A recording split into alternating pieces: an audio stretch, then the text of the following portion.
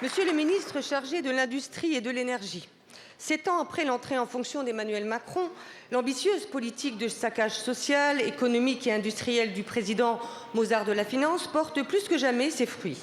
Les chiffres clôturant l'année 2024 sont tombés. La situation industrielle du pays est catastrophique. Pour la première fois depuis 2015, il y a eu plus de fermetures que d'ouvertures d'usines en France. Dans mon département de la Haute-Marne, les aciéries Hachette et Drioux, autrefois fleurons de l'industrie haut-marnaise, sont aujourd'hui en liquidation judiciaire. Ce n'est pas uniquement notre tissu industriel qui est menacé, c'est l'intégralité du tissu économique. L'année 2024 est celle des tristes records. Près de 66 000 défaillances d'entreprises, c'est plus qu'en 2009, au lendemain de la crise financière.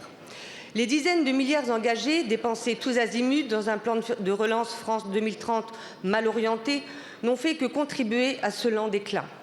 En mettant l'accent sur la décarbonation de l'économie française et en visant principalement les start-up parisiennes, Emmanuel Macron n'a pas seulement délaissé l'essentiel du tissu industriel français constitué de PME et d'entreprises intermédiaires en zone rurale, il a aussi planté les clous du cercueil de notre industrie déjà mise à mal par les économies américaines et asiatiques qui ne souffrent pas de la boulimie normative française et européenne, ni d'un prix de l'électricité artificiellement gonflé.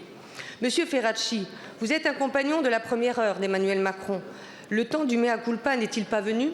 N'est-il pas temps d'admettre que le président s'est fourvoyé dans un en même temps schizophrène visant à décarboner l'économie française tout en torpillant notre nucléaire tout au long de son premier mandat? Enfin, allez-vous continuer dans cette fuite en avant qui risque de plonger notre pays dans une profonde récession?